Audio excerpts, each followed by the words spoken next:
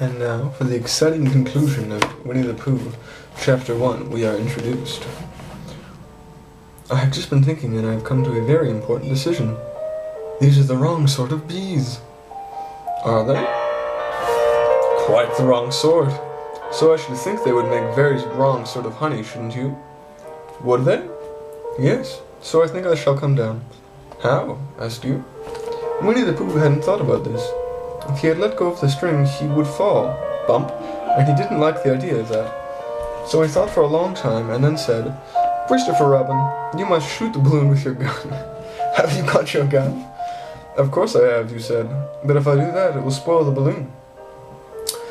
But if you don't, said Pooh, I shall have to let go, and that would spoil me. When you put it like this, you saw how it was, and you aimed very carefully at the balloon and fired. Ow! Said Pooh. Did I miss? You asked. No, you didn't exactly miss, said Pooh, but you missed the balloon. I'm sorry, you said, and you fired again, and this time you hit the balloon, and the air came slowly out, and Winnie the Pooh floated down to the ground. In the cutest image of Winnie the Pooh floating down to the ground.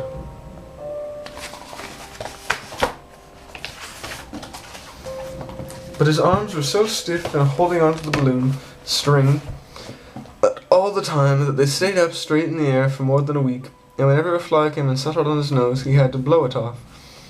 And I think, but I am not sure, that is why he is always called Pooh.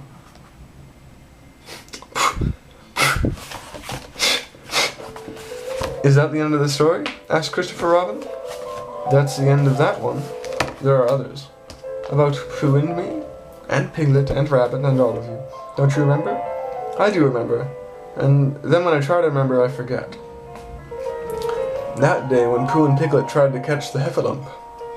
They didn't catch it, did they? No. Pooh couldn't because he hasn't any brain. Did I catch it? Well, that comes into the story. Christopher Robin nodded. I do remember, he said. Only Pooh doesn't very well, so that's why he likes having it told to him again. Because then it's a real story, not just a remembering. That's how I feel, I said. Christopher Robin gave a deep sigh, picked the bear up by one leg, and walked off the door, trailing behind him. At the door, he turned and said, Coming to see me have my bath?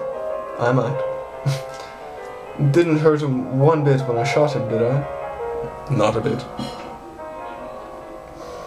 He nodded and went out, and in a moment I heard Winnie the Pooh, bump, bump, bump, going up the stairs behind him. Ooh. Goodness. That was the end of the chapter. Then I shall read more. In the first place, here's some story.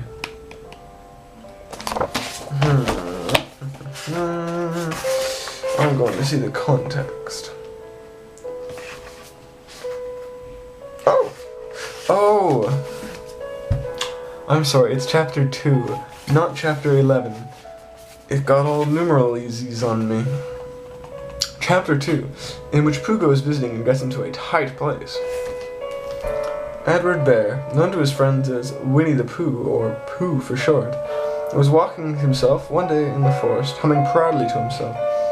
He had made up a little hum this morning, and he was going to stoutness exercising in front of the glass.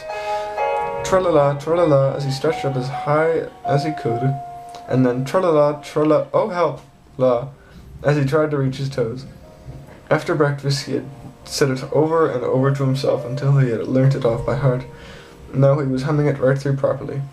It went like this.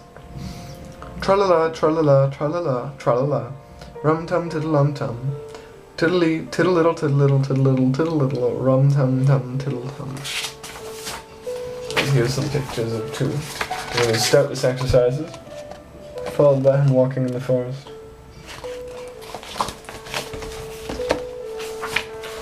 Well, he was humming this hum to himself, and walking along gaily, wondering what everybody else was doing, and what it felt like being somebody else when suddenly he came to a sandy bank, and in the bank was a large hole.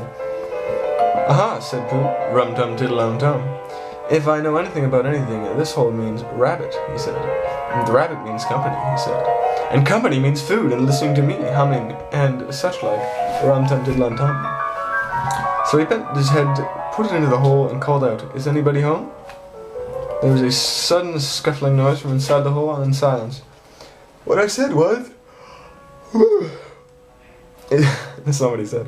What I said was, "Is anybody home?" called out Pooh very loudly. "No," said a voice, and then added, "You needn't shout so loud. I heard you quite well the first time." "Bother," said Pooh. "Isn't there anybody here at all?" "Nobody." Winnie the Pooh took his head out of the hole and thought for a little, and he thought to himself, there must be somebody there, because somebody must have said nobody. So he put his head back into the hole and said, "Hello, Rabbit. Isn't that you?"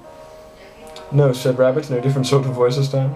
"No," said Rabbit in a different sort of voice this time. But isn't that Rabbit's voice?" "I don't think so," said Rabbit. "It isn't meant to be." "Oh," said Pooh.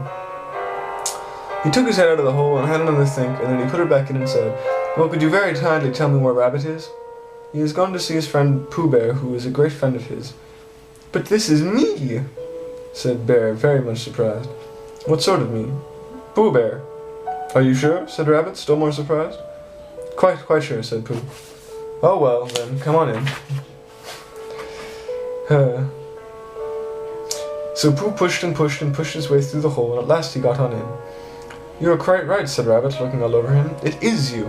Glad to see you." "Who did you think it was?" "Well, I wasn't sure. You know how it is in the forest. One can't have anybody coming to one's house. One has to be careful. What about a mouthful of something?" Pooh always liked a little something at 11 o'clock in the morning, and was very glad to see Rabbit getting out the plates and mugs. And when Rabbit said, "Honey or condensed milk with your bread?" he was so excited that he said both. And then, as not to seem greedy, he added, "But don't bother about the bread, please." And for a long time after that he said nothing, until at last, humming to himself in a rather sticky voice, he got up, shook Rabbit Little by the paw, and said that he must get going. "Must you?" said Rabbit politely. "Well," said Pooh, "I could stay a little longer if you..." Then he tried very hard to look at the direction of the larder. "As a matter of fact," said Rabbit, "I was going out myself directly." "Oh well then, I'll be going on. Goodbye." "Well, goodbye, if you're sure you won't have any more." "Is there any more?" asked Pooh quickly. Rabbit took the covers off the dishes and said, "No, there wasn't." "I thought so," said Pooh, nodding to himself. "Well, goodbye. I must get going." So he started to climb out of the hole.